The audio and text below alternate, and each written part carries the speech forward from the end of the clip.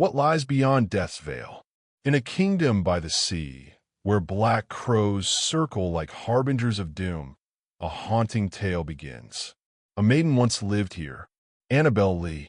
She loved and was loved with a passion that defied mortality itself. But love stories written in graveyards rarely have happy endings. A raven's cry pierces the silence. On a desolate rocky beach, a young man with striking purple eyes awakens in confusion. Lenore clutches a red suitcase like a lifeline, his tousled black hair whipping in the ocean wind. Where's this place? What nightmare has he stumbled into? Another soul cries out into the void.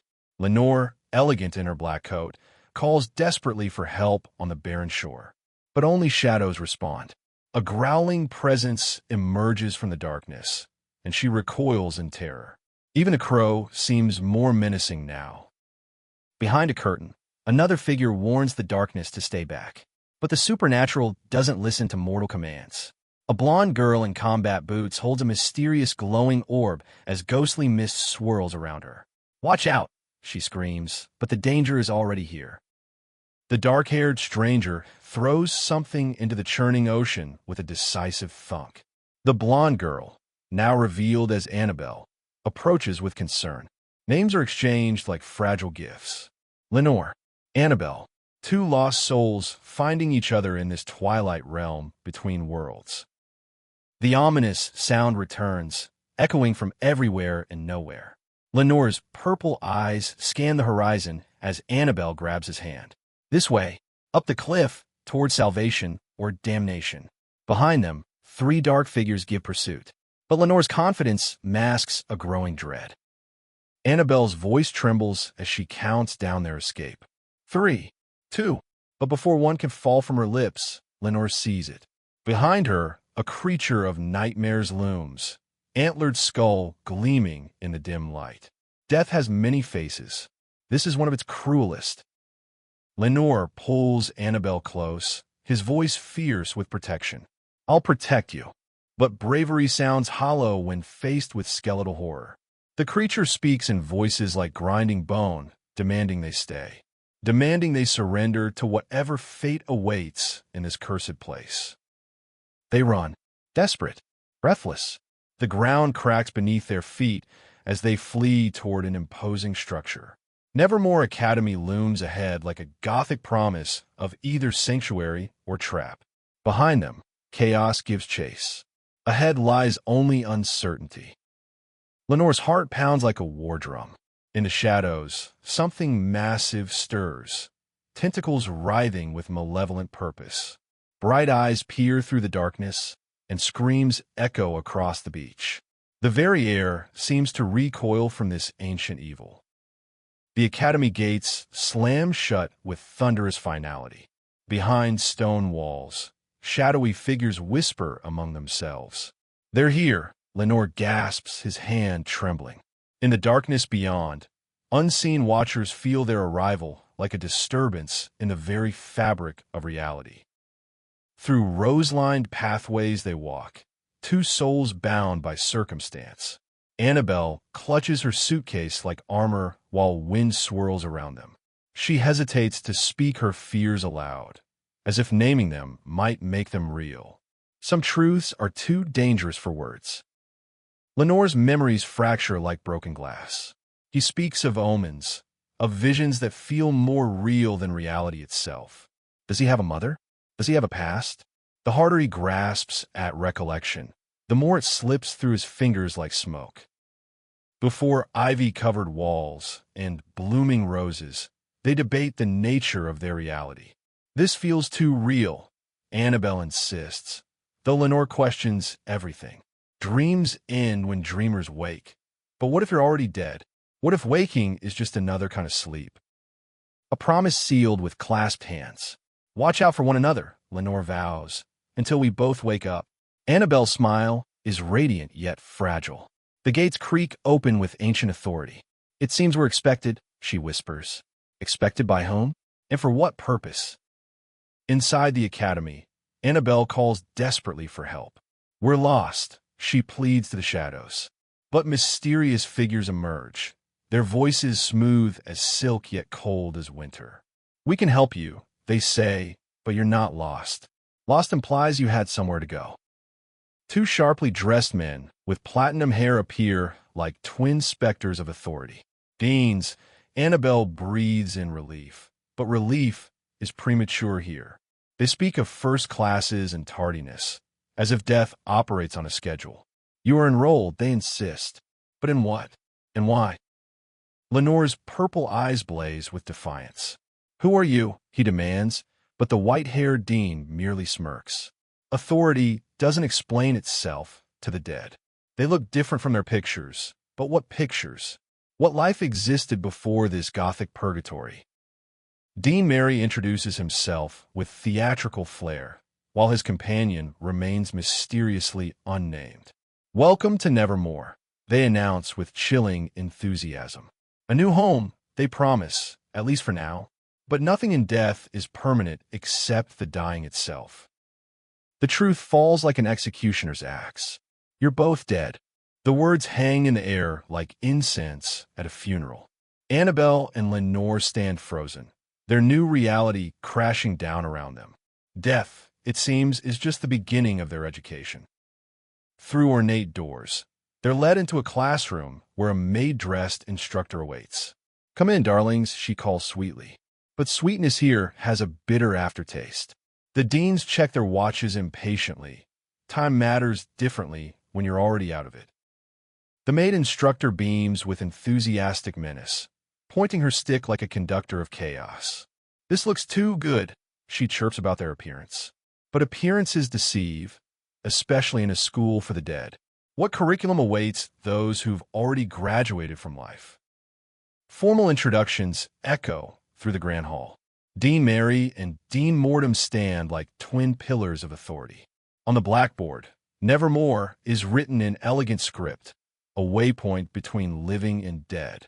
Half dead, the instructor notes with dark humor, has its perks.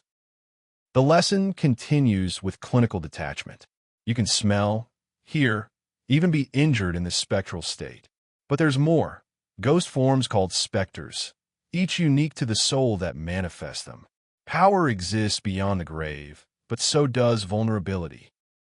Annabel's anxiety peaks as the instructor prepares a demonstration. "Will it hurt?" she asks with trembling voice. The answer comes like a gentle knife. It might. Pain, it seems, follows souls beyond death's threshold. "Clear your mind," they're told. Listen carefully, as if they have a choice. A whoosh of supernatural energy fills the air. A glowing heart materializes, pulsing with ethereal light.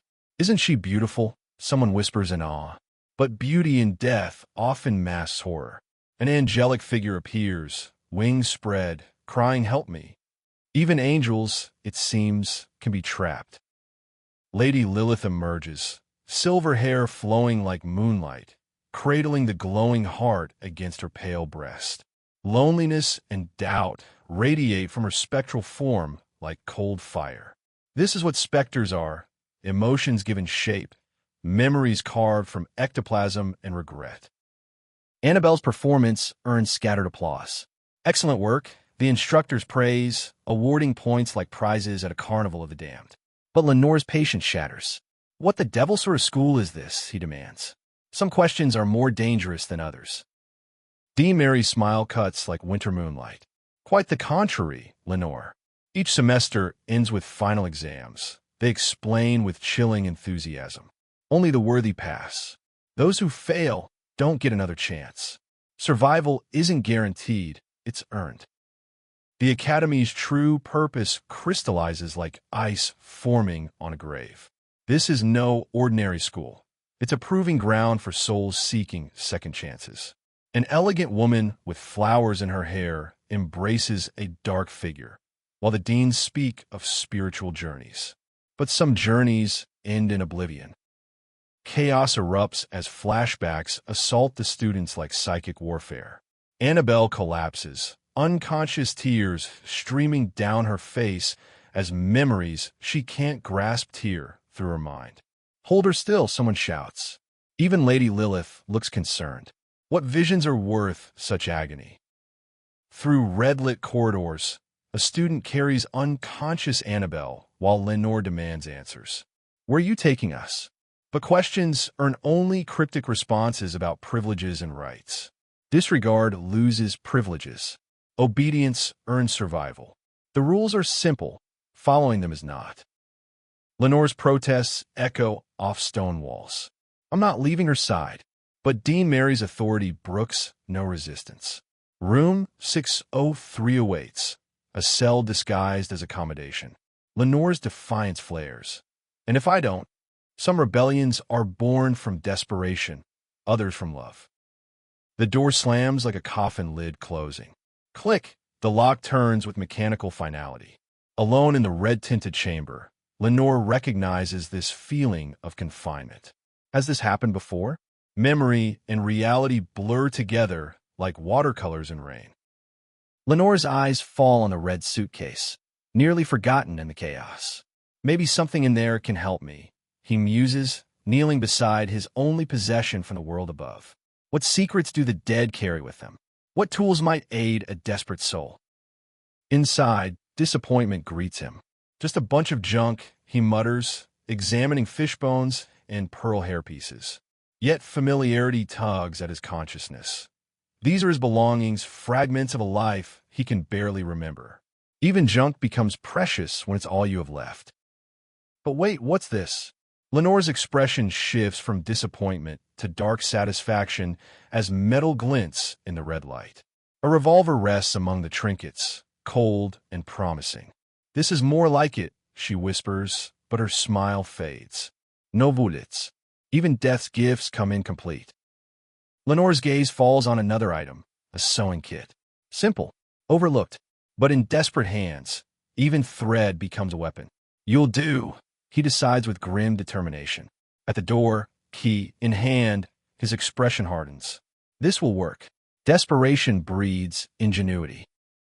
Scissors glint in the narrow gap between door and frame. Click. The lock picks after moments of delicate work. But Lenore's triumph turns to horror. The Deans never left. They're still here, waiting, watching. Skull-faced shadows grin with predatory patience. Lenore's blood runs cold. Blast it, he curses, staring at the skeletal figures that shouldn't exist yet do. What are those things? Reality fractures around him. These aren't human anymore. There's something else entirely. Something that hunts the dead. The skull-faced entities beckon with hollow authority. Follow us quickly. But Lenore hesitates, caught between supernatural commands and mortal confusion. Who are you? He pleads to shadows in red suits. When death itself has servants, where can the dead find sanctuary? In the red-lit corridor, Lenore makes his stand. Scissors raised like a silver cross against darkness. He warns the approaching shadows. Don't follow me. But fear gives way to fury. I said get back. Some souls refuse to go quietly into death's administration. Elsewhere in the Academy's labyrinth, another soul searches desperately. Annabel. The call echoes through darkened stairwells. A girl with pink-streaked hair clutches her weapon, navigating shadows that seem to writhe with malevolent life. Every corner might hide horror. Every step might be her last.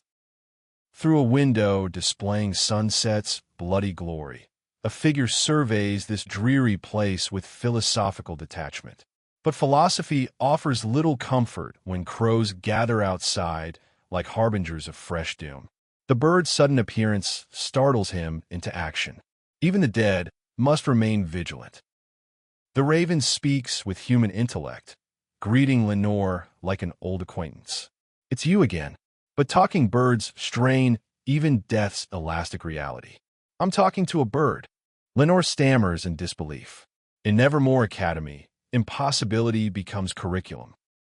The young man engages the mysterious crow in philosophical debate, questioning choices and chances. But their conversation is interrupted by a warning that chills his soul. Behind you. Panic floods his features as he realizes the wisps have found him. Nowhere is safe from Nevermore's hunters. In a different corridor, confrontation reaches its crescendo. The girl with pink streaks faces three figures, weapon in hand. How many demerits for assaulting a dean? They taunt. Her response burns with righteous fury. Pointless demerits? When a game is rigged, some players flip the table. The white-haired dean's patience wears thin. Why must you be this way? He questions with false concern. But Lenore's defiance burns brighter than academy torches. I'll never trust you. Trust, once broken, becomes the sharpest weapon in a dead soul's arsenal. Keys float through the air like metallic butterflies, each bearing room numbers, 187, 603, others unknown. Lenore catches hers with surprise, realizing their significance. At room 603's threshold, she discovers she's not alone. I must be interrupting something, she says apologetically, then smiles nervously. I guess I'm your roommate? In a sunset-washed corridor, intimacy blooms between a young man and a flower-crowned woman. Rose petals drift around them like confetti at a funeral. But even tender moments are watched here. A red-haired girl peers through the walls, curiosity overcoming caution. What are you doing? She asks. In Nevermore, even love becomes a spectacle. The tension breaks with unexpected visitors. A pale-haired man and his red-haired companion, Manhwa, approach Lauren with casual confidence. She clutches her weapon defensively while they tease about her mysterious search for a bird. Through the crimson-tinted window, danger may be watching, but these two seem more interested in missed classes than threats. In a shadowy room, vulnerability surfaces. The orange-haired girl reaches for something that isn't there, a phantom necklace around her neck. Her companion listens with growing empathy as she describes feeling naked, incomplete. Then, click, something shimmers at her throat. Perhaps their lost memories haven't vanished. Perhaps they're simply waiting to be reclaimed. Lenore's crimson hair catches the firelight as she extends an invitation. Her dark-haired companion hesitates. Miss Pepper did say they should make friends. Hand in hand, they step through the doorway. The fireplace crackles ominously in the distance, where a curly-haired boy sits frozen in surprise.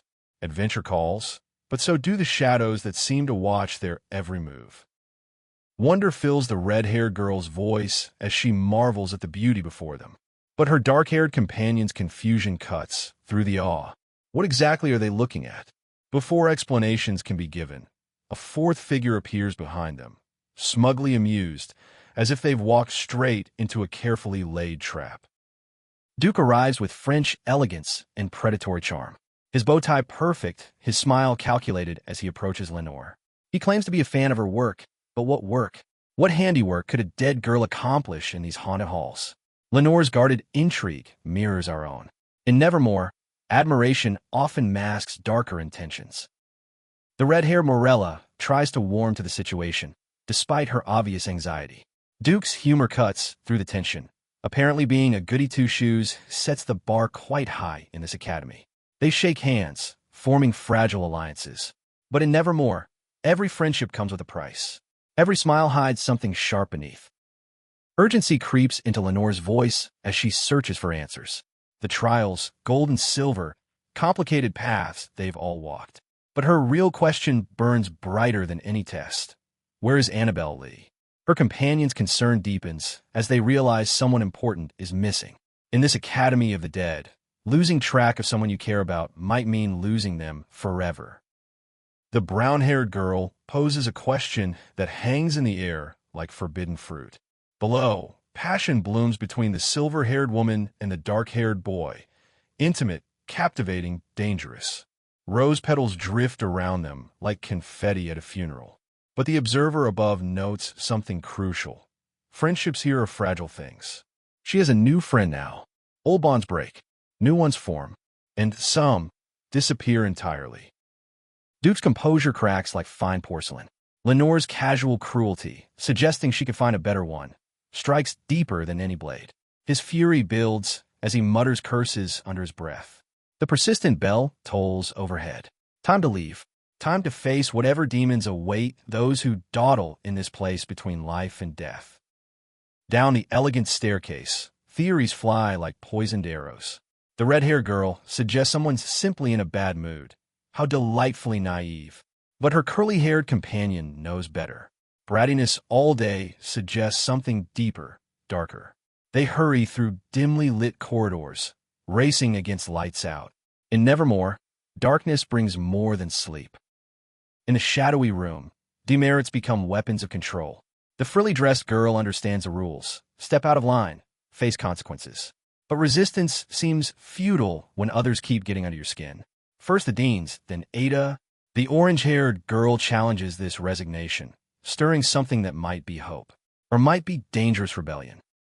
Despair seeps through the disheveled figure's words.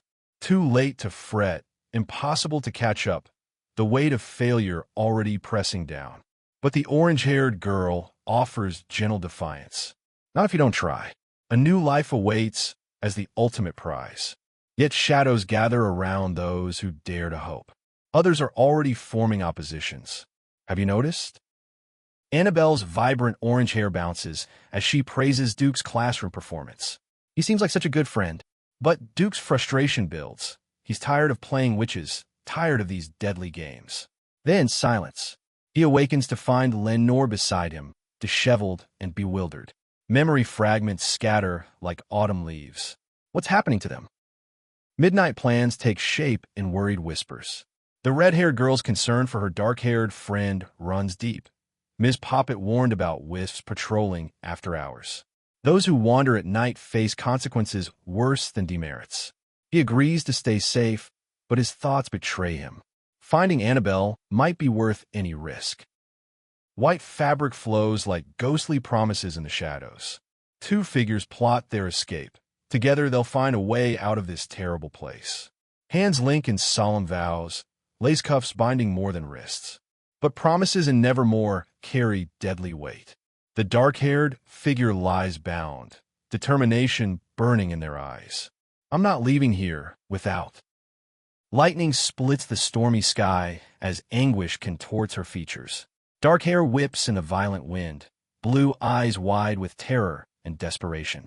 Rain pounds mercilessly as she reaches out into the chaos. The storm reflects her inner turmoil, somewhere between life and death, between memory and madness. The weather itself seems to scream. Through the raging storm, a desperate question tears from her throat. Where the devil am I now?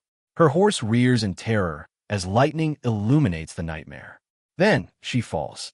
Mud, blood, and rain mix as she sits broken in the downpour. Her injured hand trembles as reality crashes over her. Is this me? Is this how it all began? Desperation drives her forward through the fatal storm. Lenore knows she must act or die, but death has already claimed her once. The boy calls her name through the chaos, struggling in the mud, reaching for salvation. Her worried tears mix with the rain as two souls fight to find each other across the boundary between life and death. She clings to the tree like a lifeline as her crimson dress bleeds color into the storm. Then, salvation calls through the rain. Theo arrives with his white horse, cape billowing dramatically. But even rescue comes with shadows in this tale.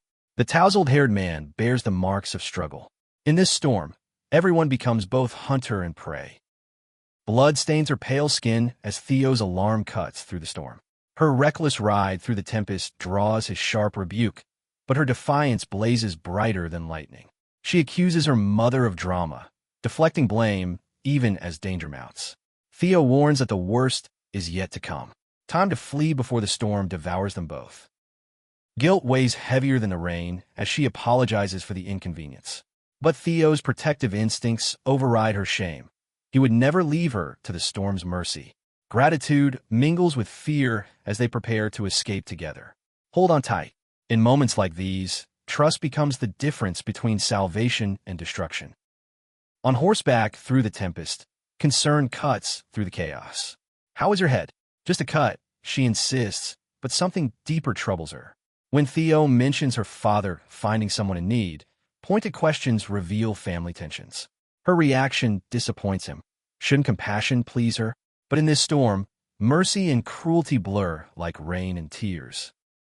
Sorrow etches her features as apologies flow like the rain around them. His protective hold tightens as they ride through the storm together. The crimson dress clings to her trembling form while determination hardens his expression. Forgiveness and regret dance in the space between heartbeats. But storms like this, they change everything they touch. Lightning explodes across the sky like divine judgment. Thunder crashes as he grips her tighter, promising safety in 3 simple words. I've got you. Her vulnerability meets his strength in this moment between breaths. The storm rages around them, but in his arms, she finds something that might be sanctuary. If only storms could be outrun so easily. The warning comes too late. Look out. Her eyes widen in shock as danger strikes without mercy. Something crashes down with devastating force. Tree branch, destiny, or death itself. Her trembling hand reaches toward the chaos as breath becomes precious. What just? The question hangs unfinished as blood paints the storm in crimson. Confusion tears through the pain. What happened? Everything hurts. Breath comes in ragged gasps. Under the fallen tree, she pleads for help. It's too heavy, too crushing, too final. Then recognition pierces the chaos. How? His name becomes a prayer, a question, a desperate hope that someone can wake them from this nightmare made real. In the forest's cruel embrace, she clutches his motionless form. Theo, please, save us. Her tears mix with rain and blood as reality crystallizes around them.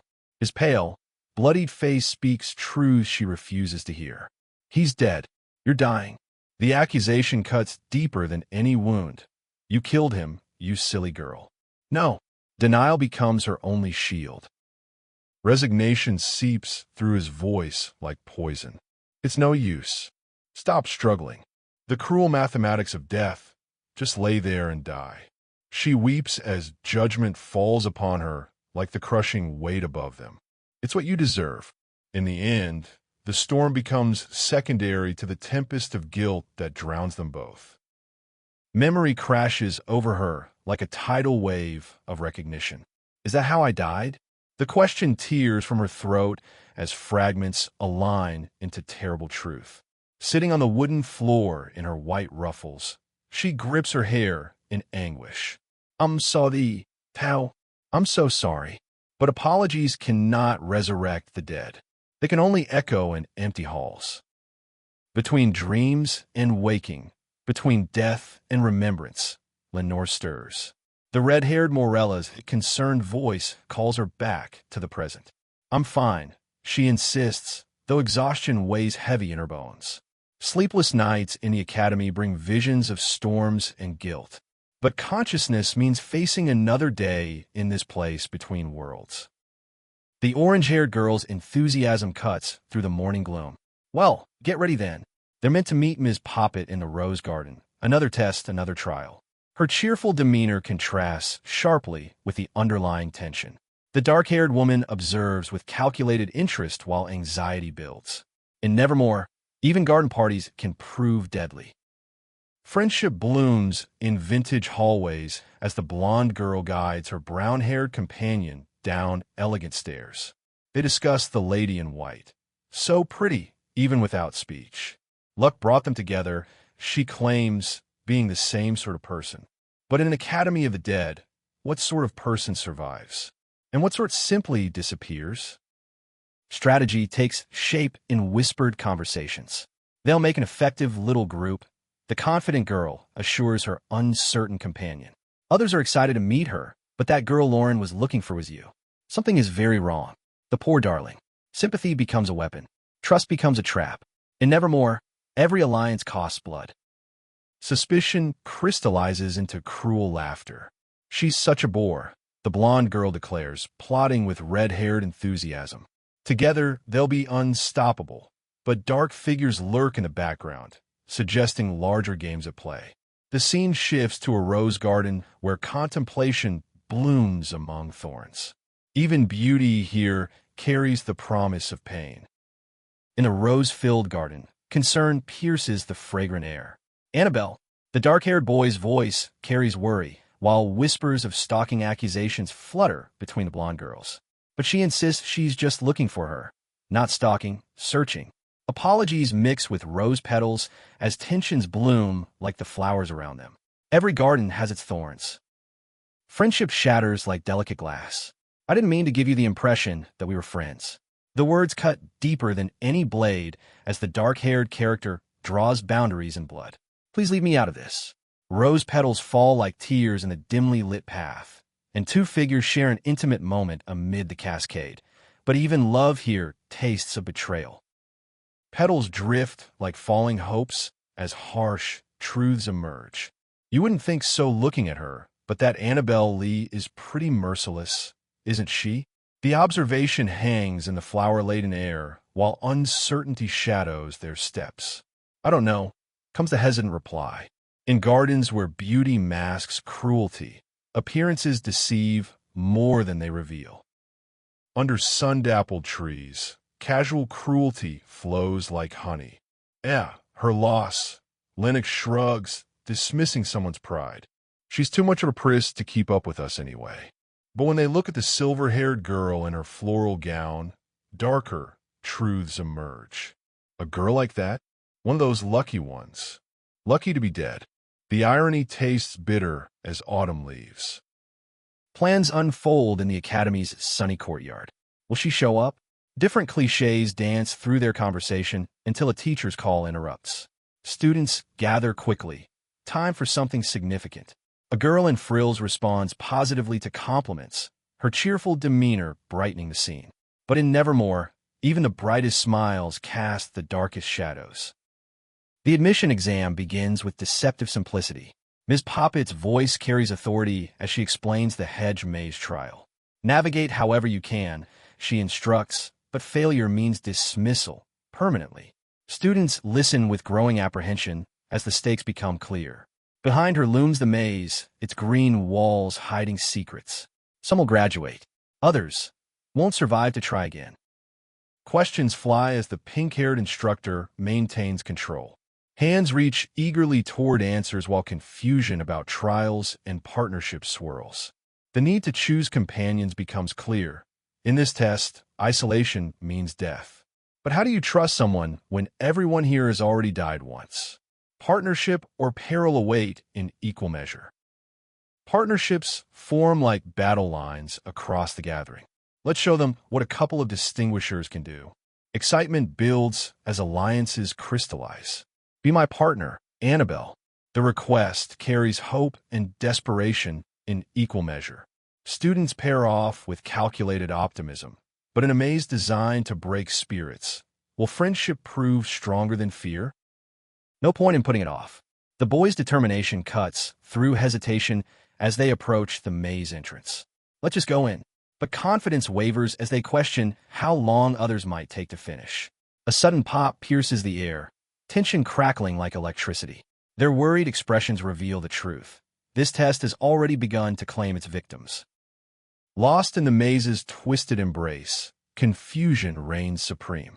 Lazone, the search for missing companions begins as vine-covered walls close in around them. Where are we? But deeper in the garden's heart, passion blooms between the pale, flower-crowned girl and her dark-haired love. Rose petals fall like blessings as they kiss, unaware of the chaos surrounding them.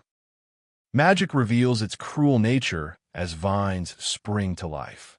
It's just magic, one boy shrugs with false bravado, until green tendrils wrap around his hand like living chains. Yuck! Terror replaces confidence as the garden itself becomes predator. The maze doesn't just test, it hunts. And these boys just became prey in a game they barely understand. Chaos transforms into laughter as they tumble to the rose-covered ground. Stupid plant, the embarrassed boy mutters while his companion chuckles at the scene. Listen, it just surprised me. That's all. Their banter lightens the mood, but questions remain. What does this magical maze want them to do? Sometimes the deadliest traps come disguised as simple puzzles. Regret echoes off vine-covered walls. If I knew the vines were alive, I wouldn't have screamed like that. Oh, sure, comes the sarcastic reply. Another dead, and mocks their efforts while frustration builds. How haven't they seen anybody else yet? The curly-haired character questions their isolation. In a maze full of students, being alone becomes its own kind of terror. Discovery sparks hope as they uncover a hidden gate. Is this the exit? But inscriptions speak of something darker, fears made manifest. The girl reads aloud while her companion grins with mischievous curiosity. In a maze designed to test souls, every door might lead to salvation, or to the very thing that destroyed them in life. Phobias become pathways as they theorize about the maze's true nature. Are you scared of clocks? The question carries weight as they pass through vine-adorned gates. I'm not scared of anything I can see coming, comes the confident reply. But then, ticking fills the air like mechanical heartbeats. Chronophobia made manifest. Sometimes what you see coming is exactly what destroys you. Time pressure mounts as memories of Ms. Poppet's warning surface. The maze grows harder the longer they take, but keys dangle like promises in a shadowy chamber. Let's start trying these keys. Eagerness battles wisdom. But which lock? Which choice? In a place where wrong decisions mean permanent elimination, even a simple key becomes a weapon of fate. The dark-haired boy examines a V-shaped key with growing interest. Here, let me see, he declares, his companion watching intently. Their conversation turns to skeleton keys, those legendary tools that open any lock. But in a place where wrong choices mean permanent elimination, is such confidence warranted? The boy maintains hope despite mounting doubts. Sometimes the most dangerous thing isn't the lock itself, but the key you choose to turn it. In the garden maze, the curly-haired girl brandishes her skeleton key like a weapon of salvation. She explains its purpose to her skeptical companion, her knowledge surprising even herself. But triumph turns to terror in an instant. An eerie scream pierces the air. Both freeze, eyes wide with panic. The maze has awakened, and whatever lurks within these rose-adorned walls has found them. Duke stands frozen among blooming red roses, his hands clenched in protective instinct. Behind him, Pluto suggests they flee from the screaming. But Duke's resolve crystallizes into something fierce. The sound reminds him of someone important, someone who might need help. I'm coming to help, he shouts, abandoning safety for loyalty. In a maze designed to isolate and destroy, sometimes the greatest weapon is refusing to abandon those you care about. Duke races through the maze, panting urgently. Just hold on, he calls to someone ahead. At the gated entrance, he pauses with Pluto, sharing a moment of grim understanding. They speak of a sweet girl who shouldn't be left defenseless. Only a monster would abandon her now.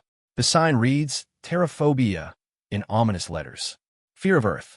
Fear of being buried alive. As they rush toward the gates, Duke's protective instincts override every survival instinct screaming at him to run. In a shadowy chamber, Lenore touches a glass pane, whispering Morella with desperate hope. Behind her, Duke approaches with concern as she pleads to be left alone, terror evident in every word. The mood shifts when Duke attempts humor about the phobia plaque, but Lenore's anxiety remains palpable. It's okay, you're safe here, he reassures her. But in a place where fears become reality, safety is merely an illusion waiting to shatter. Morella calls for help, her voice echoing with urgent concern. Duke reassures her he'll be right there, but she pleads for him to stop. His determination overrides her warnings. The atmosphere thickens with dread as something sinister lurks just out of sight. A skeletal hand emerges from the shadows. The chilling sound KRRK fills the air. Whatever fear manifests in this chamber, it's already too close. Chaos erupts as Duke shouts for Lenore to run. A skeletal horror looms with a terrifying shriek, RRIK. The creature's presence fills the air with primal terror. Books scatter as Lenore struggles against overwhelming fear, clutching her chest in panic. In the aftermath, the two characters embrace, exchanging desperate apologies. But in a maze where your worst fears hunt you, sometimes running isn't fast enough. Lenore's voice breaks with horror. She's gone. The words tumble out as panic consumes her. Three other characters huddle on the dark wooden floor, seeking refuge in impossible spaces. Duke asks if they got her to safety. The shadows echo with danger as someone warns there isn't enough room for all of them. Desperation drives their next decision. They must move toward the hallway's end. But when death stalks the corridors, nowhere is truly safe. The orange-haired girl whispers through tears that whatever hunts them moves too fast. It will catch us. Duke startles as a shadowy hand reaches toward them. The urgency explodes. Whatever they're planning must happen now. One character suggests the others make a run for it. But Duke refuses to abandon the terrified girl. In a place where loyalty becomes liability, choosing to protect someone might be choosing to die. Duke's concern for Lenore wars with necessity. She weeps, overwhelmed by terror and helplessness. Pluto appears at the door with confident bravado. See you at the exit, before drawing a weapon. The sound K think echoes as someone tumbles, clutching a rose. Pluto challenges the unseen horror directly, weapon ready. It's a fight you wanted, isn't it? But in a maze where fear becomes flesh, sometimes facing your demons means facing them literally. The caped figure strikes a dramatic pose. Have it you, they declare with theatrical flair. A skeletal nightmare responds with a bone-chilling shriek among eerie red rays. Duke clutches the terrified Lenore, urging her to flee, but fear has paralyzed her completely. I'm scared, she cries. The caped warrior grins with wild confidence, whip weapon ready. Come on, you're faster than this. But when terror takes root in your soul, speed becomes meaningless. The monster's toothy maw opens wide with a ferocious raya. The black-haired warrior reacts with startled panic before striking back aggressively. The sound chomp echoes as they grapple with the creature. Fear transforms into desperate determination, but the battle takes its toll. With a dramatic bloom, the fighter falls backward. Lenore grabs her companion's shoulder, both overwhelmed by dread. When nightmares have teeth and claws, courage alone isn't enough. The dark-haired boy struggles for breath against grimy walls, clutching what appears to be a small dagger. Duke holds the trembling, orange-haired girl protectively, his voice fierce with conviction. I won't let it hurt her. She whimpers in terror, and no. But Duke's resolve doesn't waver. She's my friend, he declares, in a maze where friendship becomes both weakness and strength. Sometimes the only way forward is together. A platinum blonde woman in an elegant dress moves close to the dark-haired boy, petals falling like snow around their intimate moment.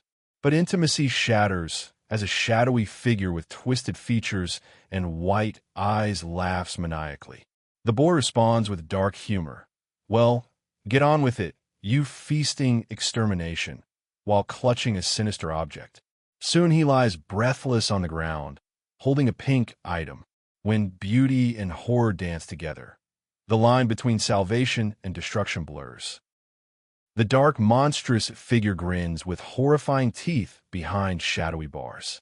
The sound crike echoes ominously as our heroes face the nightmare. But then, salvation arrives with wings and armor. The red-haired warrior raises their sword with fierce determination. Back off, monster, they command, wings spread wide. A voice in the background reminds them they were supposed to stay away. But when friends are in danger, orders become suggestions. Morella offers her help with freckled determination. That's what friends do, she declares bravely. But danger strikes instantly. A black-haired character screams, "Look out!" as skeletal claws reach for the girl. She shrieks, "Eep!" and "Cree!" while trying to fend off the creature. In the dimly lit space below, injured characters reassure each other despite obvious pain. When friendship means stepping into harm's way, heroes are born from ordinary moments. The braided girl in flowing green crouches defensively, glowing energy emanating behind her like divine protection. Two boys in tuxedos watch with growing urgency. She can't fight this nightmare alone. We have to do something. Petals drift ominously as the skeletal horror emerges from shadows, its elongated limbs and toothy grin promising destruction. KRE, it shrieks, but in a maze where individual strength fails, unity might be their only hope. Two characters huddle together, the curly-haired boy expressing his bad feeling while suggesting they hide. The girl hesitates, worried about Morella. Hurry, comes the urgent command as ominous sounds. KRE in. echo around them. The platinum-haired Morella appears surrounded by falling petals, pain evident on her face as a dark skeletal figure looms behind her. A shadowy voice commands, "Devour it," as rats skitter across the scene. When hope turns to horror, even the strongest can fall. Rat silhouettes skitter across the darkness with frantic skitter sounds.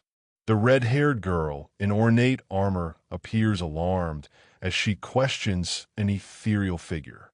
The pale woman in flowing robes responds with intriguing words. How lucky it is for our paths to cross, before asking why Morella seems sad. In a dungeon where shadows move and questions linger, chance meetings might not be chance at all. Morella asserts with determined fear, "I'm not alone." Two anxious boys watch as she continues. The monsters. There are more of them. Panic spreads like wildfire. Suddenly, skeletal nightmares emerge with jagged teeth and claws, their presence announced by KRKKK and KCK sounds. Morella transforms into an angelic warrior, sword raised, screaming as courage and terror battle within her. When darkness multiplies, so must the light. Morella, now winged and haloed, receives reassurance from a cloaked figure. "We'll be fine," they promise. But urgency returns as Morella tells two others to escape. Duke and Pluto need no second warning. In the skeletal shadows, someone comments sarcastically that Annabel Lee has unexpected usefulness. Two silhouettes interact with support and urgency as the atmosphere thickens with layered tension. When angels appear on battlefields, the war has already begun. A sudden scream, cuts through the air. The curly-haired boy and girl huddle together as danger closes in. She pulls him forward with determination. "We're almost there." But his strength fails. "I can't." Dark, claw-like shadows loom behind him as he cries out in despair. "They've got me." Escape was so close. But in a maze where hope dies just steps from freedom, almost there might as well be never. The white-haired woman grips a glowing red heart-shaped object, her expression fierce with channeled power. Skull shadows hover menacingly as suitcase sounds echo through swift movements in darkness. Rose petals scatter like fallen hopes. The black-haired boy watches in shock, his dark clothing contrasting with the bright chaos around him. The scene shifts to an outside view framed by rose bushes. When power awakens, beauty and menace dance as one. The silver-haired girl in her flowing white gown clutches a paper with pained expression, fear evident in her elaborate features. A dark-haired boy in a black suit embraces her protectively, concern and determination warring on his face. Dark petals fall around them like tears. Below, Annabel questions with disbelief, but why?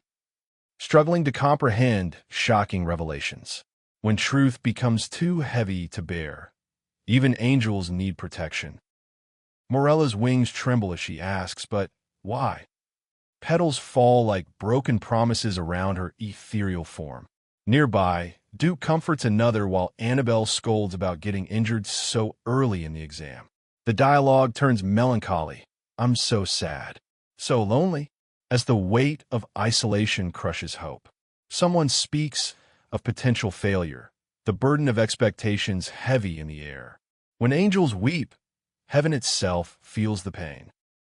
Duke's voice breaks with disbelief. Me? He clutches his chest as Annabel accuses him of replacement, of choosing Ada over her. "I promised. What about you?" His anguish is raw, betrayal cutting deep. She tries to calm him. "Please don't cry," but her own sorrow shows as petals fall around them. "I forgot," she whispers, voice trembling. When promises shatter, the pieces cut everyone they touch. The white-haired girl reveals her plan with determined vulnerability. The dark-haired girl responds with a twisted smile, hope blooming despite the tension. Secret instructions are given. Meet at midnight in the Arboretum. Tell nobody, don't get caught. But their careful plotting is shattered by a loud BAM. A dark-skinned boy confronts them with alarm, adding urgency to what was once cautious conspiracy. When plans form in shadows, light exposes everything. Accusations fly as the silver-haired girl defends herself against charges of abandonment. I had no choice, she pleads to Duke's accusatory stance. The tension escalates with dramatic declarations, Jacques, before shifting to fierce battle. A red-haired warrior wields her sword as someone grabs her arm, leading to dramatic struggle at a gate. When friends become accusers, trust dies first. Morella weeps as she clings to Duke, apologizing profusely for her perceived failures. "I'm the worst roommate ever," she cries, self-reproach consuming her. Duke, despite his pain, tries to reassure her. She got hurt protecting him, not the other way around. The dark atmosphere surrounds them like a physical weight. Her wings tremble with emotion as she labels herself useless. When heroes doubt themselves, the real battle begins within. Morella asks Duke to try something again, her eyes glowing with green energy. Confusion fills his voice. Doing what? As he touches his chest uncertainly. "Of course," she exclaims, magic beginning to manifest. "Anything for my roommate." Smoke puffs and transformation occurs, leaving her bewildered in a new outfit. But what happened? When friendship becomes power, miracles wear familiar faces. Duke expresses uncertainty about his accomplishment while Morella reassures him, relief and anxiety mixing in her expression. The blonde woman informs them everyone is safe. The smaller monsters were easier to dispatch than a large one. But surprise strikes when something catches their attention. A shadowy bird-like figure appears, hinting at new dangers. The serious young man discusses the nature of shadows, suggesting it might be a guardian spirit. When one thread ends, another begins watching. Annabel continues grappling with accusations, her conflicted expression showing the weight of judgment. The curly-haired boy suggests they work better from a distance, strategy overriding emotion. Annabel wonders about Morella's presence, anxiety evident. When offered the honor of joining their group, Morella whispers H hurt, and me, in disbelief. Her concern about worthiness transforms to gasping delight at being acknowledged. In a shimmering environment charged with possibility, belonging becomes precious. Morella's excitement bubbles over. "Oh, can we? Please?" she begs, hope shining in her eyes. But the response cuts deep. "Not those two. Only you." The invitation excludes her friends, leaving her stunned. "Only me?" The words hang in the air like a cruel joke. Success tastes bitter when it comes at the cost of abandoning those who matter most. When victory demands sacrifice, is it still victory?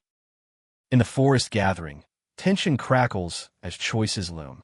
The confident girl with dark hair poses the crucial question to nervous Morella. "Who will you choose, I wonder?" The atmosphere charges with competition and rivalry as others wait for her decision. A team of winners versus what? The unspoken implications hang heavy. When forced to choose sides, every decision becomes a betrayal. The dark-haired girl proclaims herself too much of a lady to say them aloud, striking an exaggerated pose. The dark-skinned boy misinterprets comically, comparing her to a church bell, earning laughter from Morella. As the exchange continues, the girl gets closer, emphasizing that he talks too much. Morella blushes and appears flustered, confused about feeling jealous. In gardens where tension blooms like roses, even humor carries thorns. Frustrations explode in the flower-adorned garden. The curly-haired boy argues with the serious girl, both visibly agitated. She insists she doesn't need help managing her team while he questions her capabilities. The blonde girl commands attention, declaring the situation unproductive. The group collectively questions Annabel, who remains under scrutiny. When alliances fracture, even gardens become battlefields. Morella finds herself caught between arguing boys.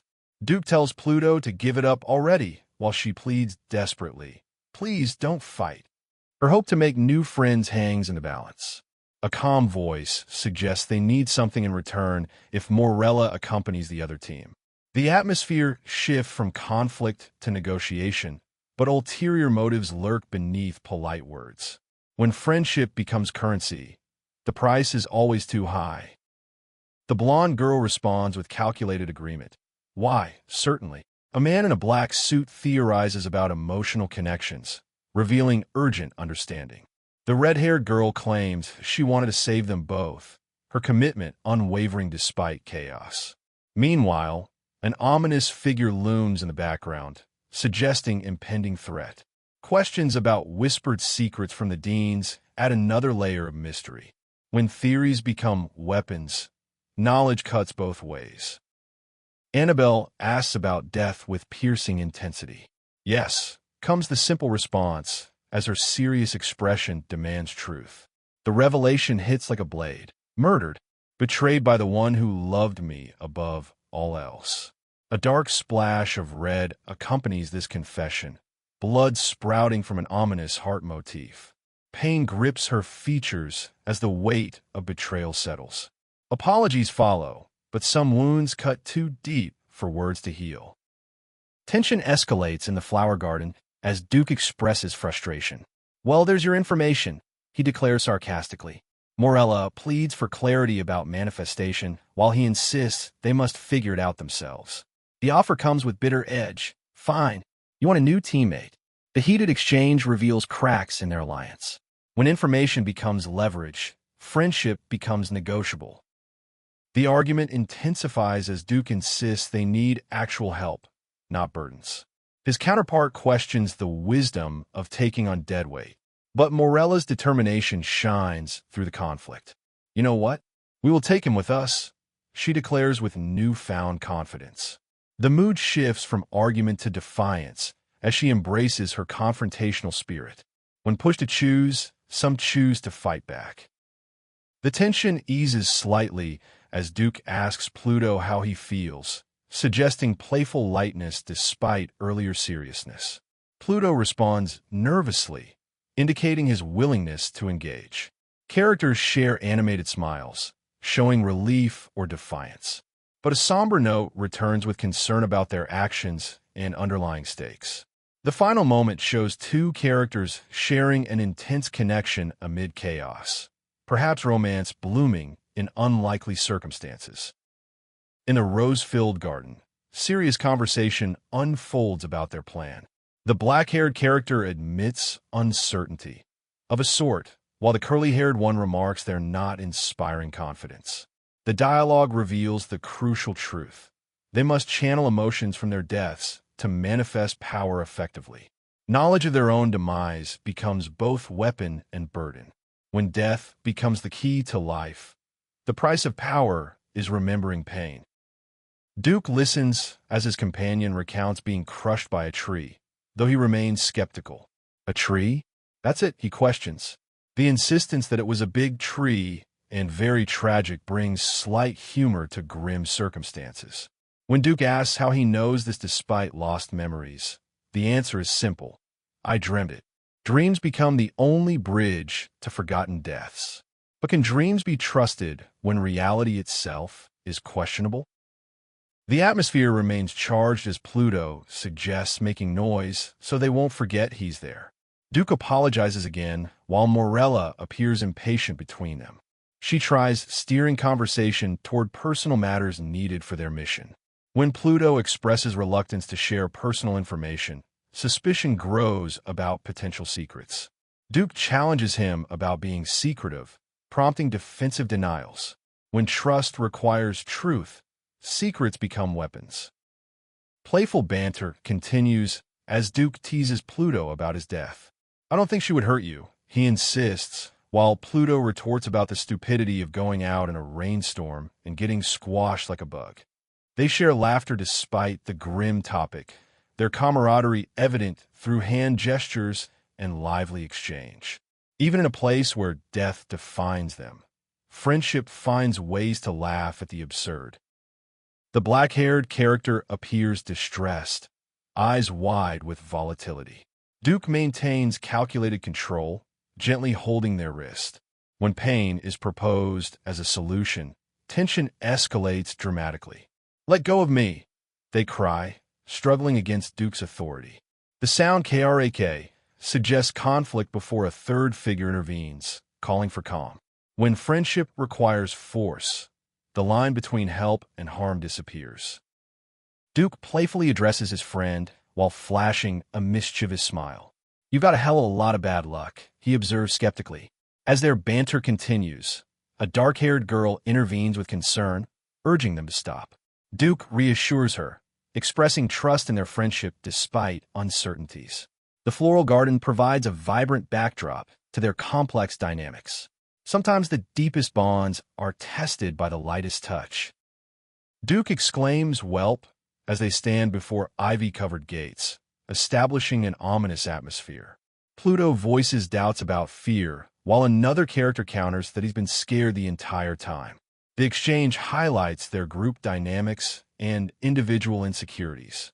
Text about agoraphobia appears, suggesting deeper themes of fear and anxiety.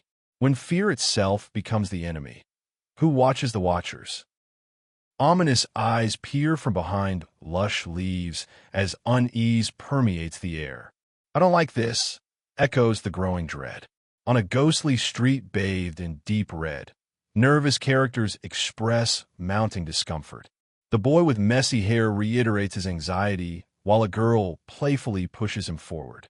"Not. Ah," he protests, overwhelmed by the sensation of being watched by lurking shadowy figures. When paranoia becomes justified, the watchers reveal themselves. Panic grips the black-haired boy as shadowy figures close in around them. His voice trembles with desperate pleas to escape this nightmare. Why are they all staring? What do these ominous watchers want? But his companion remains unnaturally calm, speaking of Shavada, the joy of living. How can anyone speak of joy when terror lurks in every shadow? Duke's sharp wit cuts through the tension as he teases Lenos about the performance ahead. All eyes are watching, all waiting for something phenomenal. But Lenos looks ready to bolt, twitchy and nervous. The fog begins to roll in, thick and unforgiving, as cryptic warnings echo through the garden. Wisdom will be required for what comes next. Bright stage lights blaze as a confident performer takes center stage, black hair gleaming under the spotlight. But then, tightropes. The word alone sends shockwaves through the group. "You jinxed it," comes the panic cry. The towering building looms beneath them, and suddenly this performance has become a death-defying nightmare. How many will survive the fall? Duke grins with reckless confidence as he drags a protesting Pluto toward the edge. "I'm ditching him," he declares with casual cruelty. By dropping him over the edge, the platform sways beneath them, bright lights casting long shadows. Pluto's nervous energy betrays his fear, yet he tries to help. Sometimes the bravest souls were the most frightened faces. Red streaks now color the black-haired boy's hair as fear overwhelms him. Ghostly figures surround him, their presence suffocating. "Assume you're alone, and you will fail." The warning echoes like a death sentence. In this misty forest of shadows and creeping tendrils, isolation becomes the deadliest enemy. Has she already forgotten they exist? Duke studies Lenos with calculating eyes as they rest on a moss-covered rock. "If anyone's ever had a good reason to be afraid of trees, it's you." The words carry weight beyond mere teasing. Above them, the tree-like figure looms with pink blossoms that seem almost alive. Lenos fidgets nervously. Some fears run deeper than logic. Krakra. The sound splits the forest air like thunder. Three figures huddle behind trees as danger approaches. "Do you have any ideas?" The question hangs desperate in the air. Run again? But you can't brute force your way through every situation. Someone takes charge, leaping into action with a thunderous wham. "Follow me quickly. Time to move or die." Duke's head falls into his hands. Great. Just great. Their situation grows more desperate by the minute. Pluto frantically searches the ground, insisting it has to be around here somewhere. But how many more of these creatures will they encounter? Each trial brings fresh horrors, and their luck is running dangerously thin. Thalassophobia. The word echoes with dread as the black-haired boy stares into an abyss of dark water. Deep, so terrifyingly deep. Ghostly jellyfish drift through the murky depths like phantoms. Serpentine forms coiling in the shadows below. The fear of deep water isn't just a phobia, it's a premonition of drowning. A ghostly ship materializes through the fog, its tattered sails hanging like burial shrouds. Rust and decay consume its hull, yet colorful light flickers from within. Two figures share an intimate moment on deck, a platinum blonde adorned with flowers and a dark-haired boy. Phobos means fear. Thalassa means sea. Together, thalassophobia. In a surreal cave lighting, the girl with the sharp bob teases him mercilessly. Nerd! She laughs as he admits knowing a few Greek phrases. Not the entire language, just fragments. Her playful energy contrasts sharply with the ominous surroundings, but knowledge, even small pieces, might be the key to their survival. Duke's vulnerability cracks through his usual bravado. I don't know how to swim. The admission hangs heavy between them. His friends offer comfort. There, little guy, but the fear remains real. How unfair that being a specter becomes necessary for survival. Sometimes our greatest trials exploit our deepest weaknesses. Against the cosmic backdrop of swirling stars, the brown-skinned boy gestures toward solutions. If he were real, they could have floated through everything so easily. But there has to be something they haven't tried yet. His companion's eyes spark with newfound determination. That's not true. Sometimes hope ignites in the darkest moments. Aboard the ghostly ship, tension crackles between them. One boy holds an anchor, proposing a desperate plan to reach the bottom without drowning. Nope, comes the horrified response, hand raised in protest. The ocean depths below promise either salvation or certain death. Which will it be? In a mystical cave, the tall boy grabs his companion's collar with fierce enthusiasm. All right, I like it. I'm in. But his partner recoils in horror. This is crazy. The protest echoes off the cavern walls. This is where I draw the line. Some lines, once crossed, lead to no return. Water glistens ominously as they prepare for the dive. We're ready, comes the confident declaration, but Duke's face betrays his terror. Sweat beads on his anxious brow. Take a few deep breaths, his friend advises gently. The countdown begins in Duke's mind. 3. The moment of truth approaches like an approaching storm. Jump! The command explodes across the cosmic void. Hesitation wars with determination in his companion's eyes. Then plash. The anchor plunges into the dark depths, sending bubbles spiraling upward like escaping souls. The die is cast. There's no turning back from the abyss below. Through murky, underwater depths, they navigate desperately. The boy with curly hair clings to the girl with blue-tipped hair as she guides them through the marine nightmare. Jellyfish drift like ghostly sentinels. Strange plant-like structures twist around them. We have to hurry. Urgency drives them forward through the aquatic labyrinth. S-H-H-H-H-H-H-H-H. The mysterious weapon emits an eerie whisper as it rests partially submerged. The tall boy stares at it with dawning realization while his companion raises hands in warning. Something is very wrong here. Their eyes widen in alarm as they begin to move cautiously, enveloped in the cave's mystical glow. A tentacle emerges from the dark waters like death itself. Gasp! The shock ripples through them as they surface, gasping for air. See, that wasn't so bad, was it? Comes a nervous joke. But the response is immediate, horrible. Fear and relief battle in their voices as they realize they've survived, this time. The brown-skinned boy steals himself underwater, refusing to be bound by fear. I'll be right back, he promises. But beneath the surface, something sinister stirs. Dark tentacles coil around his companion, and her expression shifts to pure alarm. The depths hold more than just water. They hold predators. Panic spreads like wildfire underwater. The boy struggles against the murky depths while his companion fights to keep them moving. You have to keep swimming. Don't give up. But in a tender moment above, two other souls share an intimate touch. The blonde woman with flowers in her hair and her dark-clad protector. Love persists even in the depths of despair.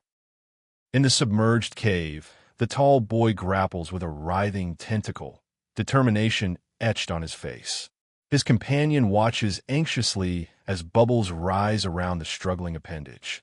Then, a massive eye opens in the depths. Ancient, alien, hungry.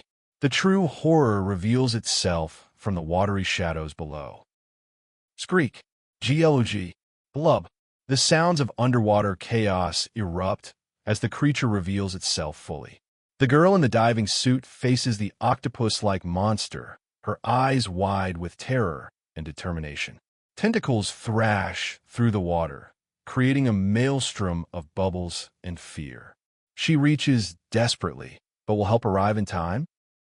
Dread consumes the brown-skinned boy as the character in the black tuxedo pulls him deeper. Bubbles surround them like falling tears. Then horror. A massive dark tentacle wraps around him from behind, the creature's grip tightening like a death sentence. The ocean's embrace becomes a strangling noose. What's going on? Help me! The desperate pleas echo underwater as the boy with curly hair gasps for survival. His companion reaches for him with fierce determination. Meanwhile, another watches in confusion and growing horror. I mean, we're all dead, but is she? Even death has degrees of finality. Frustration explodes in the dim cave as the tall boy yells about their failed plans. "I told you not to do it," he shouts at his distressed companion. The smaller boy pleads for understanding, but anger clouds judgment. "Is that all you can think about? Your stupid plan? When hope dies, blame takes its place." "Are you all right?" The question hangs heavy in the gothic chamber, but the brown-haired boy explodes with rage. "Just leave it alone." His frustration pours out like poison. Their predicament weighs heavily. Survival itself seems impossible. All because you had some heartless plan again. Trust crumbles under pressure. In the ethereal underwater realm, the boy in the tuxedo attempts reconciliation. "I didn't put the blame," he says softly, but his companion struggles with intense emotions. "Why should I have to remember my death?" The question cuts deep. Some memories are too painful to resurrect, yet they must face the truth. Against silhouetted figures and soft light, the terrible truth emerges. "I drown." The words fall like stones into still water. His companion's response is gentle, filled with compassion. "I'm sorry, Duke." In the swirling blues of memory, two pale figures touch tenderly amidst falling petals. Even tragedy carries moments of beauty. Green vines creep through the misty cave as the tall boy stumbles, caught off guard. "Oof!" His companion crouches beside him with concern. The breeze carries ominous whispers through the surreal atmosphere. Are they expecting company? In this place where reality bends, even the vegetation seems alive and hostile. Lost for hours in the overgrown garden, Duke's frustration reaches its breaking point. Thorny vines and blooming roses create a beautiful prison around them. We can barely see the path anymore, but they cannot give up. The exit could be around the next corner, or it could be another trial entirely. In the mystical depths, dark revelations surface. The fear of going insane, the tuxedoed boy explains with wide, fearful eyes. Dementia. The word carries weight like a curse. His companion asks shakily, Did you see that?" But see what? In this realm of shadows and twisted vines, madness lurks in every corner. Before the ornate gate, they confront their deepest fears. Going into a trial with a fractured mind seems impossibly risky. Despair causes cracks. He warns, cracks where vicious thoughts can get in. But she places a reassuring hand on his shoulder. "We'll get out of here yet, my friend." Sometimes courage is simply refusing to surrender. The scene shifts to grand, opulent halls as three figures move through shadowy corridors. Pip! Soft sounds echo ominously around them. They approach an ornate doorway with rich detailing. "The gas has to be here somewhere," one whispers urgently. Then pop! Surprise strikes without warning. What awaits beyond that door? Duke frantically searches the ornate mansion, his voice echoing off vintage walls. "Lon's son, where did everyone go? Where did he go?" A glimmer of hope. "I'm here." But then despair returns. "Lonson, where are you?" In this maze of memories and madness, even friends can vanish like smoke. Through dimly lit corridors, A figure in dark tuxedo walks with somber purpose.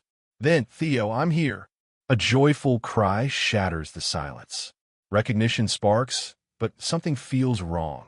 In a cold chapel, a plaque speaks of tragic death. Theodore. The name carries the weight of finality. In the shadows, Duke confronts a devastating truth. This article doesn't even mention me. The words cut deeper than any blade. It's as if I wasn't even there. Complete erasure from existence. Is there any fate more cruel? The realization dawns like a funeral bell. The person in that casket must be him. In the opulent mansion, soft footsteps approach the coffin. TMP. Each step echoes with finality. The dark-haired figure in black coat and white trousers gazes down with melancholy. Inside lies a figure draped in deep red, eyes closed in eternal rest. You know it would be him. Death wears many faces, but all lead to the same destination. Tears stream down Duke's face as he confronts Lanson among the candles. Why are you crying? But the response is cold as winter. You haven't the right. The final accusation cuts deepest of all. It's your fault, Lenore. Petals fall around them like tears from heaven itself.